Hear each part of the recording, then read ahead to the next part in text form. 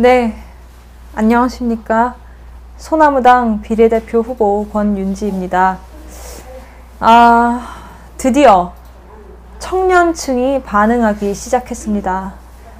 저는 출마의 변에서도 그리고 뭐 정견 발표에서도 또 제가 출연했던 기타 방송에서도 청년 여론이 정치권에서 아예 실종돼 버린 현상에 대해서 비판을 했고요. 그 원인으로서 페미니즘 광풍을 짚은 바 있습니다.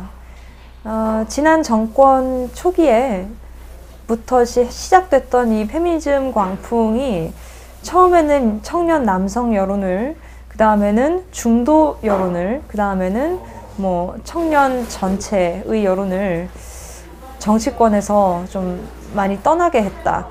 이런 생각을 갖고 있었고, 그 배후에 이 페미니즘 카르텔이라는 것이 있다라고 김성수 TV에서 이제 주장을 아주 자세하게 좀 했던 바 있습니다. 이게 반응이 뜨거워지니까 조금 긴장이 되는데요. 그럴수록 이제 좀 웃으면서 우리 이 상황에 대해서 편하게 같이 말씀 나누고 앞으로 우리가 어떻게 손잡고 동행할 수 있을지 좀 고민해보는 간단한 라이브 방송입니다. 페미니즘 카르텔이라는 것이 생각보다 굉장히 심각한 문제입니다. 방송에서도 말씀드렸지만 어떤 부분보다 더 공정하고 한치의 오차도 없어야 되는 이 인권 문제, 그 다음에 성폭력 문제, 그리고 여성 가족 저출산 정책 문제, 이런 문제들이 페미니즘 카르텔에 엮여 있습니다. 그래서 정책 결정이나 집행 이런 데 있어서 페미니스트들의 영향력이 광범위하게 행사되고 있다는 문제가 있습니다. 그런데 이제 이거보다 더 심각한 것은 어떻게 보면 이게 페미니즘 카르텔의 핵심인데요. 이 페미니즘을 제3의 진영으로 봐야 한다. 저는 이렇게 주장을 합니다. 그 이유가 뭐냐면 이제 보통 정당은 정치적인 영향을 국민들에게 미치고 또 국회는 입법을 통해서 이렇게 영향을 미치고, 이렇게 이 주체마다 행동 반경이라는 것이 정해져 있습니다. 그게 정상이죠. 그런데 이 페미니즘 카르텔의 경우는 행동 반경에 제한이 없습니다. 그게 문제입니다. 언론에도 이들은 마치 전두환 정권 시절처럼 보도 가이드라인이라는 명목 하에 거의 뭐 페미니즘적 시각에서만 어떤 성 관련 기사를 보도하게 하는 아주 편파적인 이제 보도 지침 같은 것들을 행사를 하고요. 그것을 어긴 언론사는 이제 낙인이 찍히게 됩니다. 재판에서도 마찬가지입니다. 일단 뭐 미투 사건이나 이런 걸 통해서 공론화된 재판의 경우에는 특히 심한데요. 이 재판부가 증거나 그다음에 이 주변인들의 진술이나 이런 것들을 종합적으로 검토해서 판단을 내려야 하는데, 재판이 시작되기 이전부터 이미 미투를 한 사람을 피해자라고 정의를 하고, 재판 과정에서 당연히 이루어져야 하는 어떤 검증의 과정을 피해자를 의심하는 이제 2차 가해다라고 얘기를 하면서 이 고발 당한 쪽의 방어권을 원천적으로 이제 행사하지 못하게 합니다. 이제 특히 이제 증거가 없는 사건의 경우, 물증이 없는 사건의 경우에는 정황 증거라는 것이 굉장히 중요하죠. 또 물증이 없는 사건뿐만 아니라 뭐 권력 관계에 의해서 그루밍, 가스라이팅 이런 것들에 의해서 벌어진 사건들의 경우에는 정황 증거라고 불릴 수 있는 주변인들의 진술 또는 이 연락한 흔적, 목록 이런 것들이 이제 재판에서 어떤 판단의 근거가 돼야 하는데요. 이럴 때 이 성인지 감수성이라는 것을 적용해서 고발인 쪽에 유리한 진술은 2차 가해나 피해자 의심으로 보고, 그다음에 피해자 쪽에서 이제 고발인이죠. 그러니까 피해자란 말도 사실 적절치 않습니다. 고발인 쪽에서 앞뒤가 안 맞는 얘기를 한다던가, 아니면 뭐 심지어는 이 피고발인을 굉장히 존경하고 사랑하는 듯한 그런 언행을 보인다던가, 여러 가지 이제 납득할 수 없는 정황은 이제 성인지 감수성이라는 방패막을 달아줍니다. 그것이 피해자의 특수성이라고 보는 것이죠. 이렇게 되면 공정성이 훼손될 수밖에 없습니다. 왜냐하면 이미 한쪽이 이기고 들어가는 싸움이고, 기울어진 운동장이 이 재판 과정에서 형성돼 버리는 거예요. 이런 점들이 이제 굉장히 큰 문제를 낳고 있는데, 이것은 이 페미니스트들이 언론에 보도 지침을 내리는 그것과 함께 작동합니다. 그러니까 이 수사나 재판 과정을 보도할 때에도 중립적인 시각이 아니라 철저하게 자신이 피해자라고 주장하는 사람의 관점에서 그 사람한테 유리하게끔 보도를 하게 하는 것이고, 이게 바로 어떤 인권을 지키는 뭐 방법이다, 이런 식으로 페미니스트 쪽에서는 못을 이제 받고 싶어 하는 겁니다. 페미니즘 카르텔은 언론, 법조, 그 다음에 행정, 그리고 정치, 이렇게 굉장히 광범위한 그 영향력을 행사를 하는데요. 제가 이제 언론하고 저기 사법 얘기했으니까 행정 쪽으로 좀 넘어가 보겠습니다. 이제 행정에도 여러 종류가 있죠. 공공 행정도 있고, 그 다음에 이 국가의 지원을 받는 이 단체들이 이제 세금을 가지고 뭐 피해자를 지원한다던가, 아니면 뭐 여성 복지를 한다던가, 그런 것도 이제 크게 보면은 행정이라는 테두리에 넣을 수가 있겠죠. 이제 그런 영역에서도 페미니즘 철저하게, 그것도 아주 레디컬한 페미니즘의 입장에서 실제로 그 공부를 하고 그 세계에, 그 카르텔에 몸을 담고 있는 사람들이 그 정책과 행정을 집행하는 데 있어서 거의 전권을 갖고 있다시피 합니다. 그리고 이것을 견제하면 반인권주의자 취급을 받게 되니까 견제를 할 수도 없습니다. 그 다음에 이제 마지막은 정치 카르텔입니다. 이제 정치라는 거를 이제 어느 정도 범주로 봐야 될지에 대해서는 조금 이제 여러 가지 시각이 있을 수 있겠지만, 페미니스트라는 거는 지금까지 정치를 하는 데 있어서 굉장히 유리한 조건이 되어 왔습니다. 특히 이제 진보 쪽에서 여성 정치인들을 중심으로 페미니즘을 장착하지 않으면 안 되는, 거의 뭐 여성 정치인의 주류에 끼지 못하는 그런 이제 현상들이 있었고, 또 이제 페미니즘이 가산점의 요인이 되기도 했었죠. 그것의 가장 대표적인 사건이 이제 정의당 비례 1, 2번 공천 사건일 겁니다. 다들 기억하시죠? 제가 이름을 직접 언급할 수는 없습니다만, 뭐 리을, 히읗 그분, 그다음에 뭐 지읒 그분, 그분들 말씀드리는 겁니다. 우리는 이런 거를 이제 정체성 정치라고 하는데요. 그 인물이 가진 실력이나 정책이나 이런 것들보다는 그 인물이 사회적으로 어떤 위치에 어떤 정체성을 갖고 있는지가 그 정치의 명분이 되는 그러한 현상입니다. 그러니까 예를 들면 20대라는 거, 여성이라는 거, 페미니스트라는 거, 그런 것들이 이 사람의 상징성이 되어서 그것이 이제 정치 권력을 그 사람한테 주는 그 근거가 돼버리는, 그것을 이제 정체성 정치라고 하죠. 이 정체성 정치가 가장 잘 한마디로 먹히는 게 이제 페미니스트 여성 정치인인 것입니다. 그래서 저는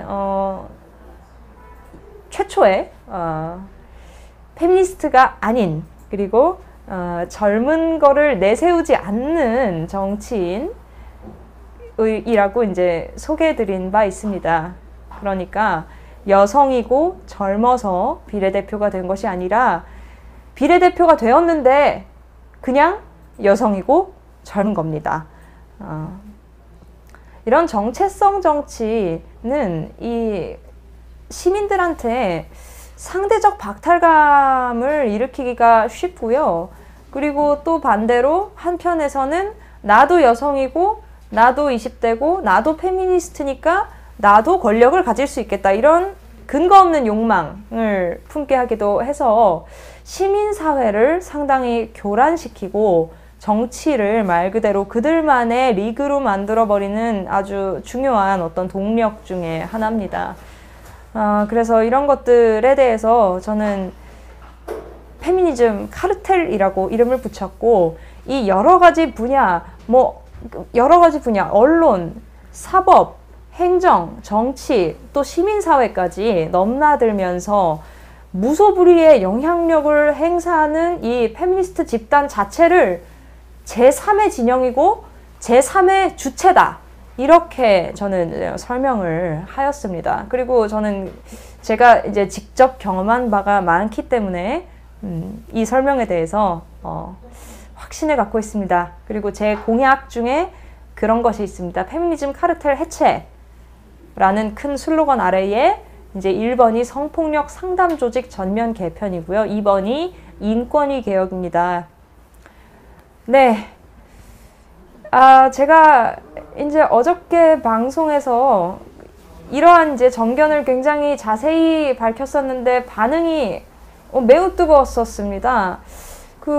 저는 사실은 이제 실종돼 버린 청년의 목소리를 대변하겠다, 페미니즘이 그동안 저질러온 어떤 과오들과 이 청년 정치를 너무 도외시하거나 청년들을 이용하려고 한 기성 정치권의 행태를 비판하겠다고 나섰음에도 불구하고 이게 정말 청년들을 움직일 수 있을까? 이미 너무나 어떤 회의론에 빠져버린 청년들한테 과연 가닿을 수 있을까 싶었는데 그게 가능하더라고요. 그래서 오늘 나무위키 실시간 검색어에서 소나무당이 1등을 했습니다. 엄청난 것이죠. 나무위키가 이제 조금 세대가 조금 높으신 분들께는 익숙하지 않을 수 있지만, 이 청년 세대가 뭔가 이 시사적인 거나 여러 가지 사회 이슈에 대해서 궁금할 때 가장 먼저 들어가 보는 이제 사이트고, 저도 자주 이용을 하기 때문에 나무위키 1등이 어떤 의미인지 저는 이제 잘 알고 있습니다. 이렇게 제가 페미니즘 카르텔이라는 아주 근본적인 이 뿌리부터 비판을 하기 시작하고 그 목소리가 이렇게 일파만파 커지기 시작하니까 기사가 하나 나왔습니다. 제가 기사를 좀 읽어드릴게요. 주간 조선에서 나왔습니다. 안희정은 무고하다 책 저자 송영길 소나무당 비례 5번, 이렇게 기사가 나왔고요. 이 전문, 이제 기사 밑에 이렇게 한 3줄씩 깔리는 거 있잖아요.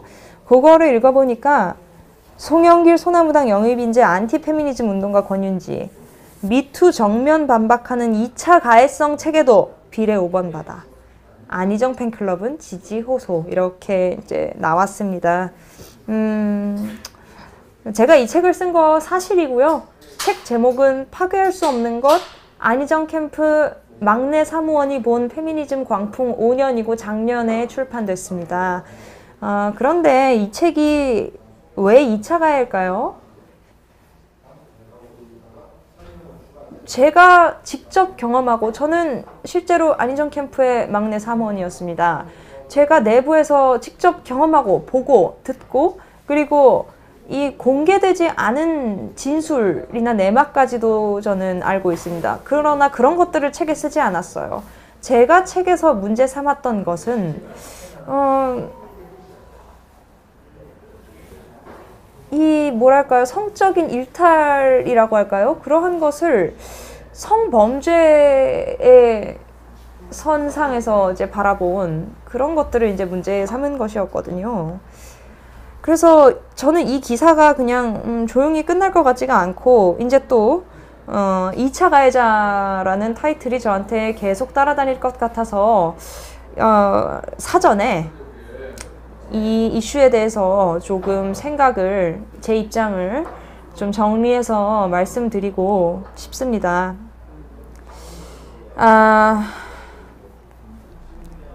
일단은 그 당시에 페미니즘 재판은요, 그러니까 사실 페미니즘 재판이라는 말 자체가 말이 안 되는 것이죠. 그냥 성범죄 재판이 되어야 하는데 페미니즘 재판이 됐고요. 그 재판은 이 레디컬 페미니즘에서 내세우는 성인지 감수성과 2차 가해라는 그러한 개념, 그러니까 아주 급진적인 신생 이론이 주장하는 개념을 재판에다가 법리 해석에 적용시키는 재판이었고요. 그래서 사실상 이 가해자로 지목된 사람의 방어권이 전혀 보장되지 않은 인민재판을 했던 사건입니다. 그리고 이 인민재판에 열을 올리면서 장작을 넣었던 것이 언론이었습니다.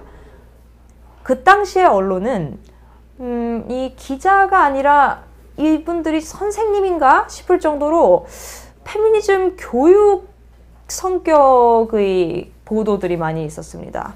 그러니까 서로 사실관계를 따지고 법정에서 다투는 내용들을 중립적으로 보도를 해야 하는데 그게 아니라 가해자, 피해자 이렇게 명칭을 정해놓고 이렇게 해서 2차 가해가 이루어지고 있다. 피해자가 이렇게 의심받고 있다. 당신들 성인지 감수성이라는 게 뭔지는 아느냐? 2차 가해가 뭔지는 아느냐? 이런 어떤 계몽하려는 그런 식의 기사들이 많이 있었습니다. 그러한 이 법리 해석에 어떤 특정한 이념이 개입된 점, 그리고 그러한 상황을 그 이념의 시각에서 대중들에게 마치 선동하고 계몽하듯이 퍼뜨렸던 언론, 이들의 합작에 의해서 안희정 재판은 공정한 재판이 아닌 인민재판이 되어버렸습니다. 그리고 그 인민재판에 개입된 페미니즘은 파시즘이 되어버렸습니다.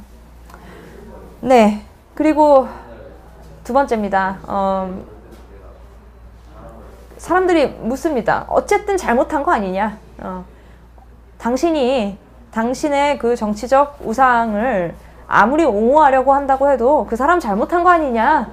이렇게 많이 묻습니다. 맞습니다. 네, 우리나라 정서에서 이 성적 일탈이라는 것은, 특히 공인의 성적 일탈이라는 것은 용인되기가 굉장히 어려운 풍토입니다. 그리고 뭐 수신제가 치국평천하 이런 말들도 있잖아요. 그러한 측면에서 봤을 때 사회적인 비난 충분히 받아들일 수 있고 또 깊이 성찰하고 숙고해야 되는 부분이라고 생각합니다. 단 이러한 국민의 정서를 이용해서 그 성적 일탈이 성범죄라고 주장하려고 하는 세력들은 비판해야 합니다. 성적 일탈과 성범죄는 완전히 다른 개념입니다. 그런데 이 상급자와 하급자 사이에 성적인 어떤 해프닝이 있었다는 이유만으로 그 상급자가 성범죄를 저지른 것이라고 언론도 그랬고 재판부도 그랬고 여성단체도 그랬고 방송에서도 인터뷰 방송 때부터 그렇게 몰아갔었습니다. 1심 재판부는 위력이 존재했으나 행사되지 않았다라고 판단하여서 안희정 지사에게 무죄를 내렸습니다. 그러나 2심 재판부는 위력은 존재함으로써 행사된다. 그렇기 때문에 피해자 여성이 동의를 했다고 하더라도 그게 진짜 동의를 한 거라고 볼 수 있겠느냐, 이런 관점에서 이제 유죄를 내렸습니다. 1심과 2심이 극적으로 뒤집혔고요.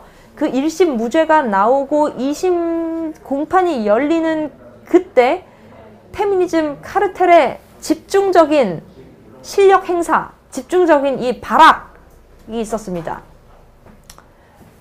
제가 방금 말씀드렸던 그 성인지 감수성과 2차 가해에 대한 계몽성 기사들이 그때 대거 양산되었고요.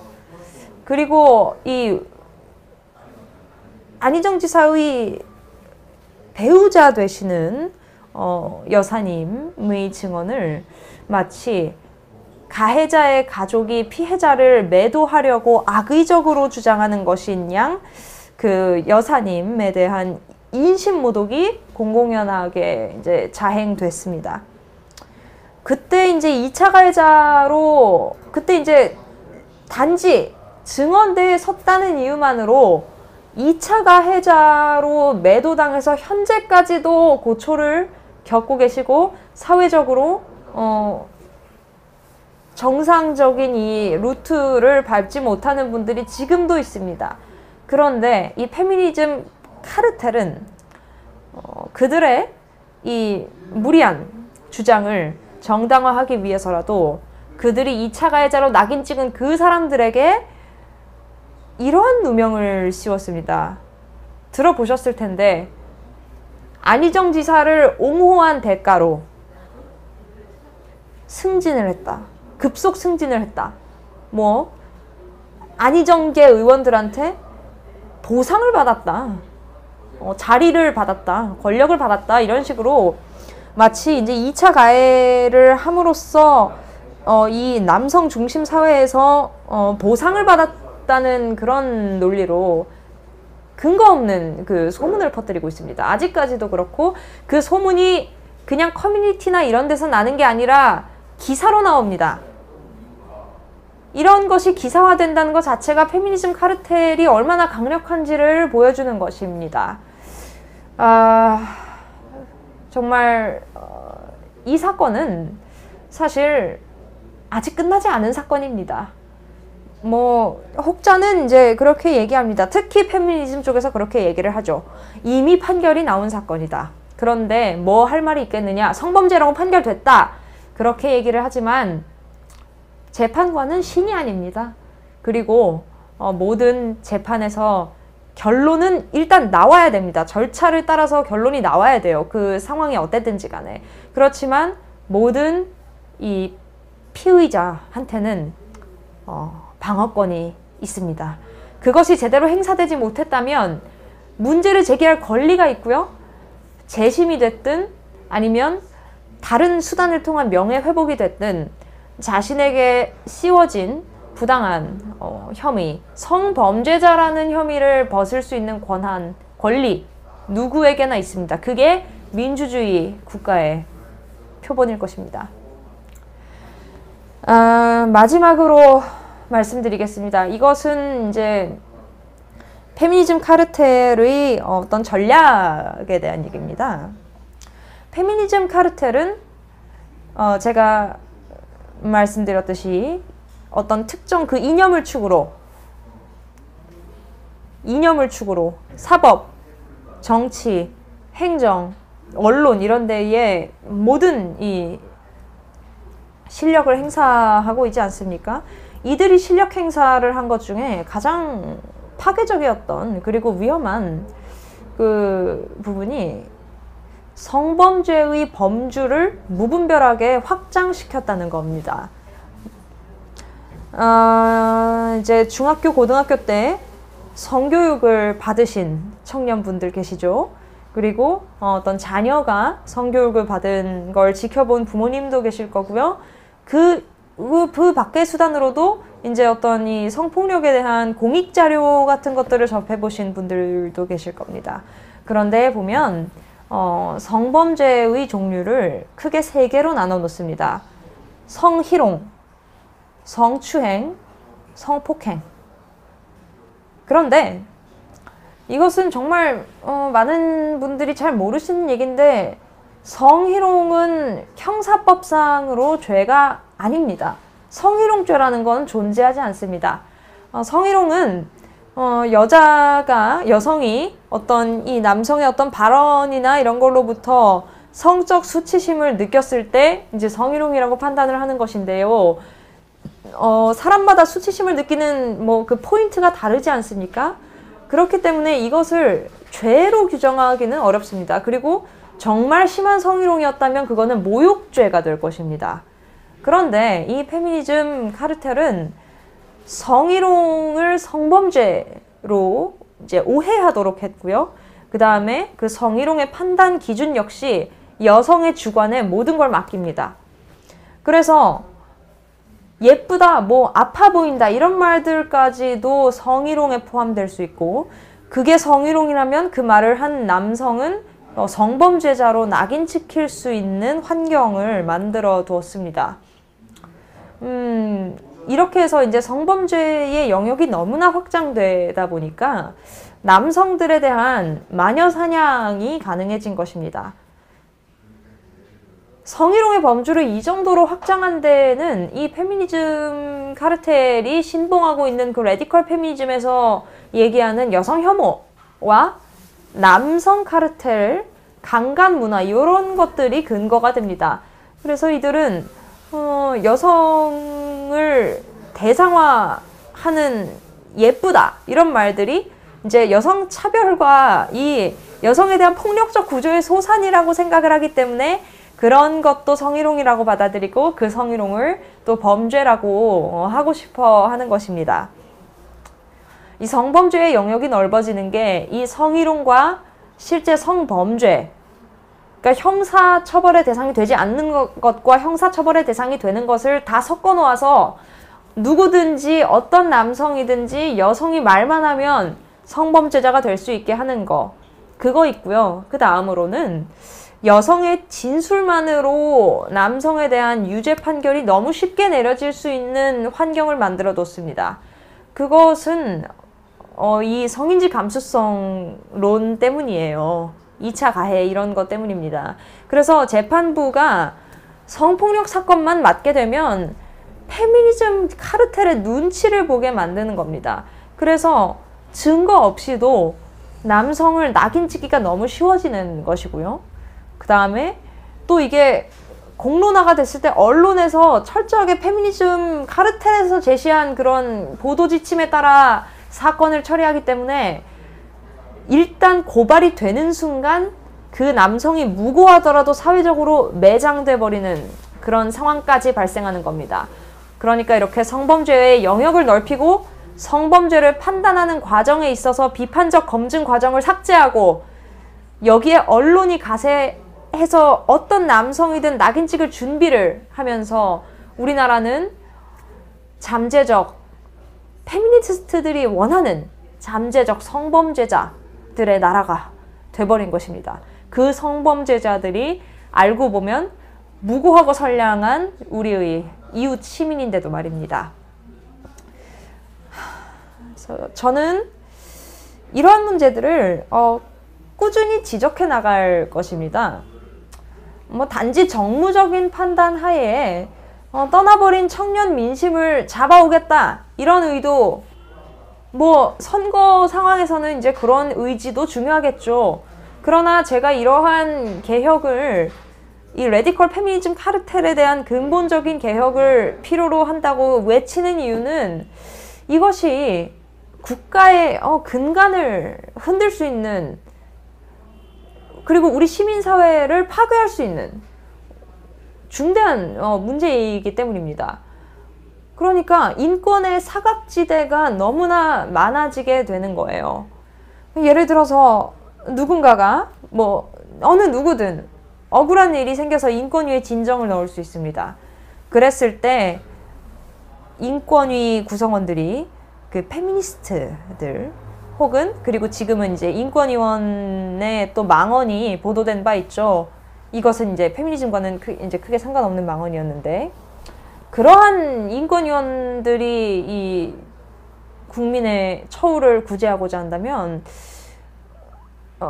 이 보편 인권의 보호를 받을 수 있는 국민이 너무 적어지게 됩니다. 그리고 그 남용의 여지가 많이 있게 돼요. 여성이 기분이 나빠서 인권위에다가 얘기를 했다가 남자 하나 매장시키는 것도 가능해지는 겁니다. 물론 그 전에 전략적으로 하는 여자들은 재판 절차를 또 애용을 하겠지만요. 그래서 결국에 저는 이 페미니즘 문제가 국민의 이 시민사회의 근간을 흔들고 국민의 정서를 갈라치게 함으로써 특히 청년들을 굉장히 분노하게 하고 청년들끼리 정말 뭐 말 하나하나 꼬투리 잡고 서로 싸우게 만들면서 이 미래 세대의 번영을 크게 저해하고 있다. 이렇게 보고 있습니다. 그리고 이런 제 생각에 동감을 해주시는 분들이 많은 걸로 봐서 제가 아주 헛된 망상에 빠져 있는 것 같지는 않습니다. 이 페미니즘 문제는 청년 문제, 그리고 교육 문제, 인권 문제, 그 다음에 성폭력 피해자를 구제하는 문제에서까지도 그 근본적인 아주 심각한 문제를 일으키고 있습니다.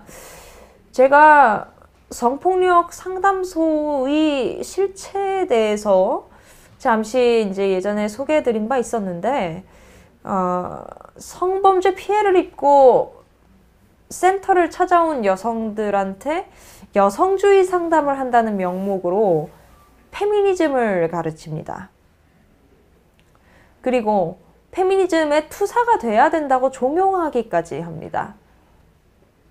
제가 어떤 피해자의 신변이나 이런 것 때문에 더 이상 말씀은 못 드리지만, 그리고 오늘 방송 시간도 그렇게 길지 않기 때문에 여기까지 하겠지만, 이 페미니즘 광풍, 레디컬 페미니즘 카르텔이 우리 사회에 어느 정도까지 광범위한 영향을 미치고 있고, 그 영향이 얼마나 근본적인 것이고 비민주적인 것이고 미래 사회의 번영을 저해하는 문제인지 반드시 인식해야 한다고 생각합니다. 또한 진보주의를 표방했던, 진보 정당을 표방했던 이들이 페미니즘이 인권을 위한다는 그 당위에 속아서 레디컬 페미니즘으로 어떻게 보면 이제 과거의 진짜 페미니스트가 아니라 흑화돼버린 페미니즘을 견제나 어떤 검증 없이 무소불위로 날뛰게 만들었다는 그 점에 대해서는 반드시